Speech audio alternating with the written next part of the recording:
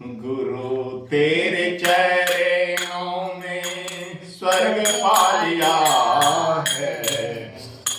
गुरु तेरे चरणों में स्वर्ग पा लिया है।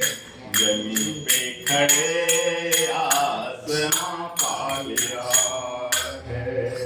जो मांगा था मैंने दिया भाई तो मैंने, जो मांगा था मैंने दिया भाई तो मैंने, मरुस्थल हमने शमन पा लिया है। गुरु तेरे चरणों में स्वर्ग पा लिया है। सत से वसुंधर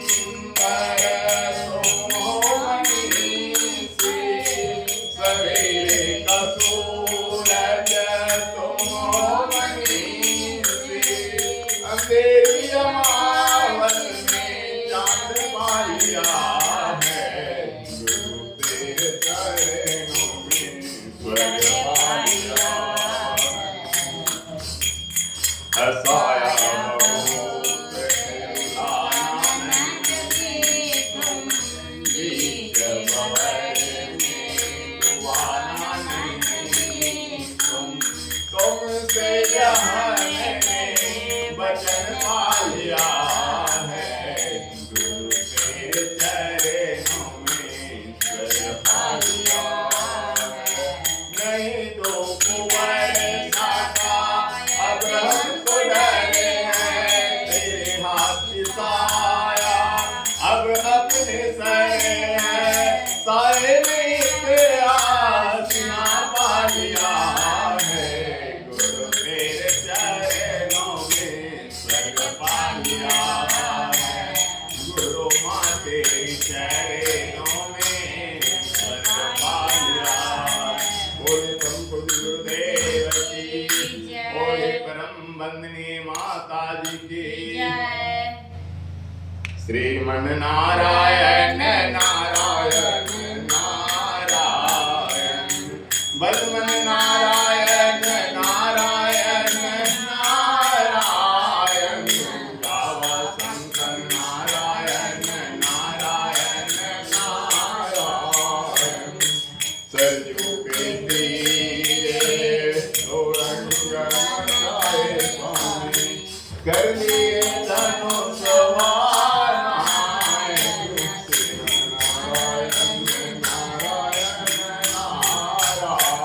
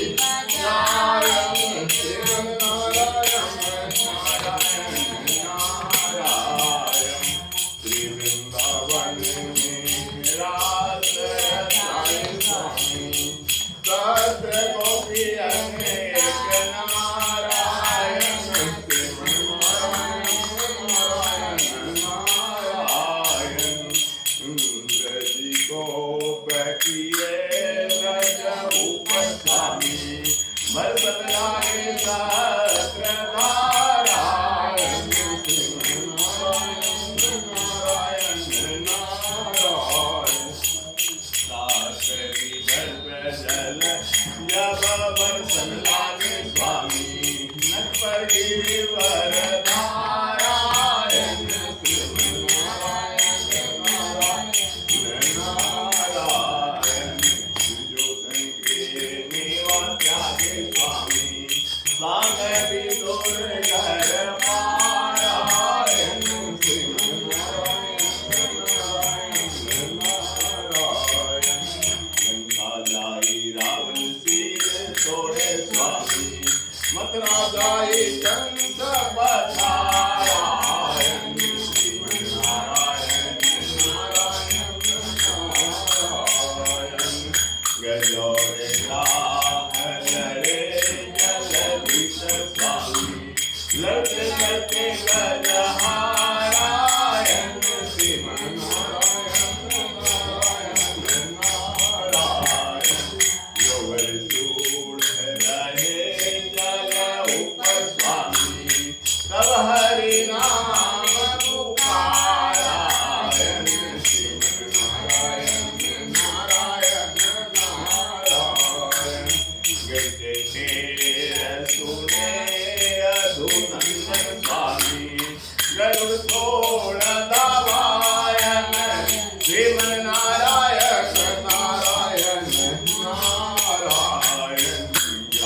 से गजराज उबारे स्वामी चक्र सुदर्शन नारायण श्रीमन नारायण नारायण नारायण चारों वेद भागवत गीता स्वामी वाल्मीकि के रामायण श्रीमन नारायण नारायण नारायण योग पद निश्चय गान स्वामी माता पिता कुल नारायण श्रीमन नारायण नारायण नारायण हरि ओम संत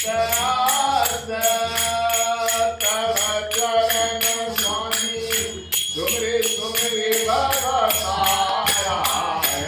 श्रीमन नारायण नारायण नारायण भजन नारायण नारायण नारायण नाव शंकर नारायण नारायण नारायण बोलो श्री हरि नारायण विष्णु भगवान की वृंदावन बिहारी लाल की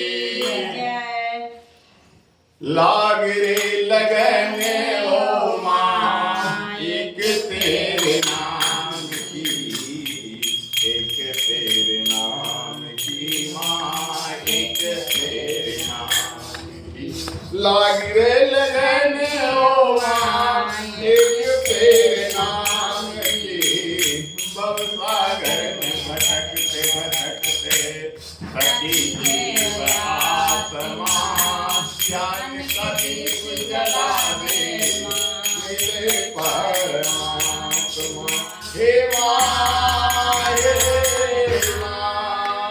पाइए सहन तेरी कृपा श्री राम की लाज रे लगन ओ माँ एक तेरे नाम की गीत तेरे गाए बिना भक्ति नहीं जागती दिल में बसाए बिना शक्ति नहीं जागती हे माँ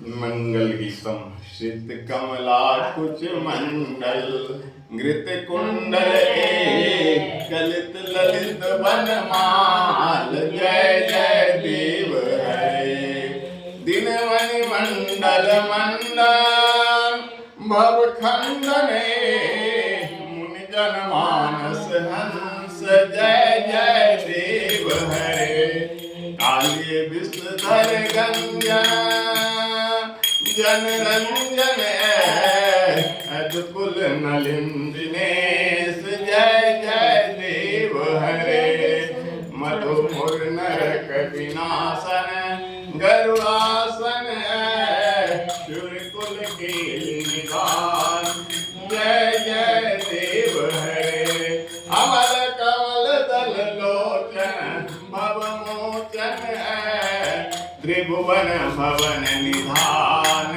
जय जय देव हरे जनक सुता कृत भूषण जित दोषण समर समित दस कंठ जय जय देव हरे अभिनव जलधर सुंदर घृत मंदर श्रीमुख चंद्र चकोर जय जय देव हरे तब चरणे प्रणता वैमिति भाव कुरुकुशलम प्रणतेषु जय जय देव हरे श्री जय देव कवेद मुदित मुदम कुरुते मुदम मंगल मंजुल गीतम जय जय देव हरे बोले श्री हरि विष्णु भगवान की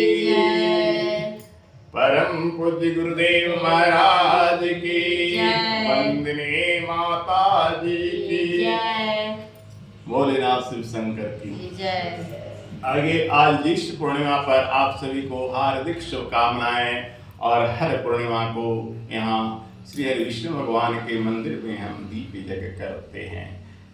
हमारा ये दीप यज्ञ की शुरुआत सन 1997 से ही खजूर ग्राम की धरती पर हुई। वहाँ 109 दीप यज्ञ के बाद पूर्णाहुति कर देने के बाद फिर हम कुछ दिनों के बाद तपोवन में पधारे। जब यहाँ मंदिर निर्माण हुआ 2010 से, तब से यहाँ हर एक पूर्णिमा को दीप यज्ञ अनवरत होते आया है। तो आइए आज हम दीप यज्ञ पर प्रकाश डालें। दीप यज्ञ क्या है और दीप यज्ञ कैसे करनी चाहिए और क्यों करनी चाहिए। परम पूज्य गुरुदेव आचार्य पंडित श्री राम शर्मा जी महाराज जी ने वेदों का मंथन करके, पुराणों का मंथन करके सभी जगहों में अति सूक्ष्म दीप यज्ञ नाम की एक परंपरा चालू किया। इसे युग यज्ञ पद्धति भी कहा जाता है। यह कोई नई परंपरा नहीं है, यह पौराणिक परंपरा है। वेदों में, शास्त्रों में दीप जलाने की बहुत बड़ी महत्व है। मैंने अग्नि पुराण में भी पढ़ा था। लीलावती नाम की एक राजकुमारी थी जो पूर्व जन्मी चूहिया थी, और कहते हैं वह विष्णु भगवान के मंदिर में एक दीप को बुझते देखी तो अपने होठों से ऐसे करके उस बत्ती को आगे बढ़ा दी। उससे उसका तत्काल मृत्यु तो हो गया, क्योंकि होठ जल गया। चूहा का प्राणी कितना होता है, इसका शरीर कितना कोमल होता है, आप सभी जानते हैं। वह तो मर तो गई, लेकिन तत्काल मरते ही उसकी आत्मा कहते हैं परमात्मा में विलीन होकर एक पुनर्जन्म को प्राप्त हुई, जो एक श्रेष्ठ राजा की बेटी राजकुमारी बनी, और उसे पूर्व जन्म की स्मृति थी। राजा ने भगवान विष्णु का एक सर्वश्रेष्ठ मंदिर बना रखा था। उसकी पुत्री राजकुमारी हर एक पूर्णिमा पर हजारों दीपक जलाया करती थी। कहते हैं ओ लीलावती का उपाख्यान अग्नि पुराण के 200वें अध्याय में मैंने पढ़ा है। कहते हैं लीलावती हर एक पूर्णिमा में हजारों दीपक का दान करती थी। तो ऐसे पुराणों में बहुत सारी कहानियां हैं जिसमें दीप जलाने का महत्व है। शिव मंदिर में भी एक उपाख्यान आता है कि वैसे ही एक चूहा शिवरात्रि की बात थी। शिव जी के मंदिर में दीप बुझने से उसने बचा लिया और उसका भी प्राण निकल गया। वह भी एक श्रेष्ठ ब्राह्मण कुल में जन्म लिया। तो कहते हैं एक दीपक जलाने से जो ऐसी हो सकता है, तो हम दीप यज्ञ, गुरुदेव ने दीप यज्ञ को अति सूक्ष्म बनाया ताकि गरीब अमीर हर कोई कर सके। 24 दिया, उससे भी कम एक थाली में स्वस्तिक लिख लो, 5 दिया जला लो। और हर एक पूर्णिमा या एकादशी या रविवार गुरुवार अपने घर में जैसा भी बन सके दीप यज्ञ कर सकते हो। 24 बार गायत्री मंत्र से आहुति देकर। कहते हैं 5 दीपक 5 अगरबत्ती से गुरुदेव ने हर को छूट दी, शुरुआत कर दी। अब उससे बड़ा आइए तो 24 दीपक, उससे बड़ा आइए तो 54 दीपक, उससे बड़ा आइए तो 108 दीपक, उससे बड़ा आइए तो 1008, उससे बड़ा आइए तो 2400 दीपक। हमने पूर्णाहुति किया खजूर में 2400 दीपक का। और उससे भी बड़ा अगर विराट दीप करना है तो 24,000 दीपक जलाइए। 24 अंक गायत्री से लिया गया है, क्योंकि गायत्री मंत्र 24 अक्षर है। 24 अक्षर परम पुनीता, इनमें बसे शास्त्र गीता। इससे 24 तक ही अंकित नहीं है। इसको अगर शिव भक्त हैं, शिव मंदिर में जला रहे हैं तो 11 दीपक जलाएं। विष्णु भक्त हैं, विष्णु मंदिर में जला रहे हैं तो 12 दीपक जलाएं। विष्णु का मंत्र 12 अक्षर का है। मैं गायत्री उपासक हूँ, गायत्री को लेकर चला हूँ, इसलिए 24 दीपक ही जलाता हूँ। अधिक करता हूँ तो 108। तो कहने का मेरा है, आप लोगों से आग्रह है कि हर कोई इस परंपरा को जारी रखे। गणेश जी की भांति मैंने इसे शुरू किया। इसको भी मैं आपको बताता हूँ, बहुत सुंदर कहानी है, सुन लीजिएगा।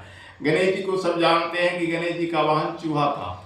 चूहा था तो गणेश जी को जब देवताओं की होड़ लगी थी कि इस देवता को पूजा पहले की जाए, समझ रहा ना, तो गणेश जी सोचा मेरा वाहन तो चूहा है, मैं कैसे पूजा करूंगा।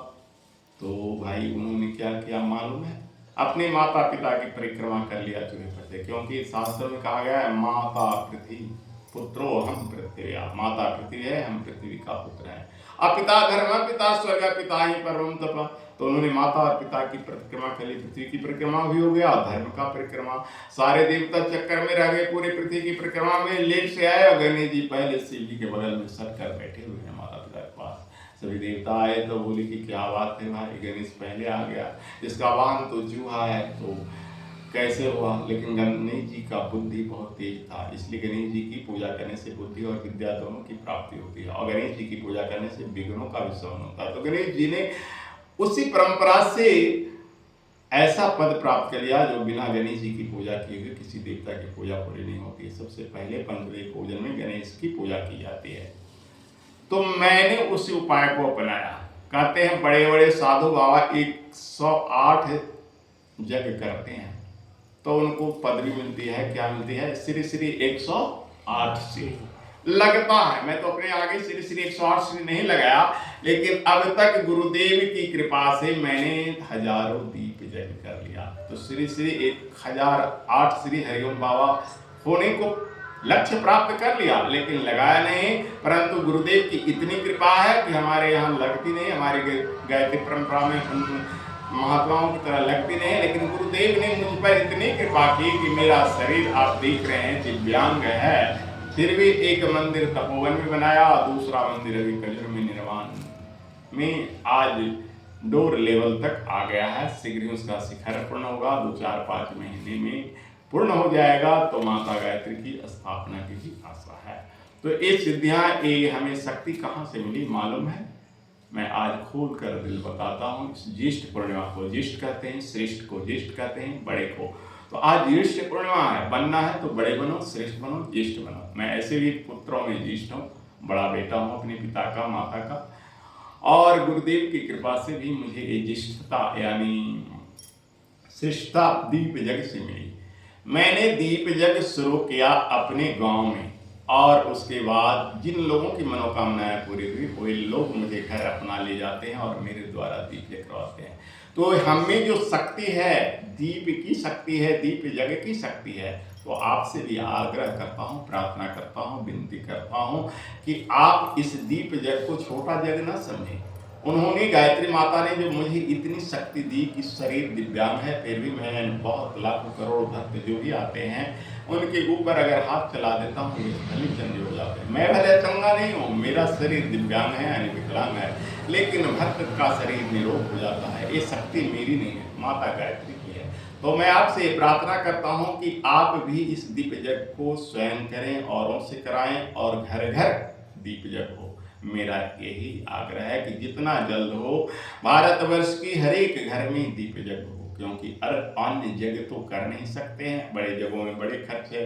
1 किलो आपने होमाद खरीदा तो आज 150 रुपया किलो हो धूप है, और दीप यज्ञ 150 रुपया में आपको छोटा सा दीप यज्ञ हो जाएगा। 24 दीपक जलाइए, पावर घी ले आइए, पावर मिश्री ले आइए, 1 दीवा अगरबत्ती ले आइए, रोली ले आइए, कपूर ले आइए, बस हो गया दीप यज्ञ। आपने 150 रुपया में 1 केजी धूप खरीदा और 150 रुपया में हम हर एक पूर्णिमा को दीप यज्ञ कर लेते हैं, जिसमें 10-20 व्यक्ति भी प्रसाद खा लेते हैं। अधिक तो लगाना ही नहीं, मैं कहता हूँ कि सबको 150 ही खर्च करो। जिनको परमात्मा ने अधिक शक्ति दिया वो अधिक खर्च करो, लड्डू मोदक मिष्ठान लगाओ, लेकिन जो उतना शक्ति वाले नहीं है पूजा तो कर सकते हैं, दीप जरूर जलाओ, वातावरण को शुद्ध करता है। ऑक्सीजन, एक वैज्ञानिकों ने ये साबित किया है कि एक दीपक में 1000 टन ऑक्सीजन होता है, जबकि एक दीपक में 5 ग्राम घी नहीं जलता है। तो आपसे मेरी आग्रह है कि आज ज्येष्ठ पूर्णिमा पर कि आप लोग भी दीप यज्ञ करें और कराएं। जय गायत्री माँ। लॉस इधर यह देखिए हमारे गायत्री माँ गुरु माता ये मंदिर में विराजमान है। ये भगवान विष्णु की प्रतिमा है, क्योंकि गायत्री मंदिर का निर्माण पहाड़ पर होना है। एक मंदिर यहाँ और बन चुका है, एक मंदिर वहाँ बनने वाला है। तो इस तरह से हम आपको अपने मंदिर का दृश्य दिखा दें। अब हम दीप यज्ञ संचालन करेंगे, जिसका लाइव संभव नहीं है। संभव तो हो सकता है, लेकिन बस इतना, कई बार मैंने दीप यज्ञ दिखा चुका है आपको, आज बस इतना ही।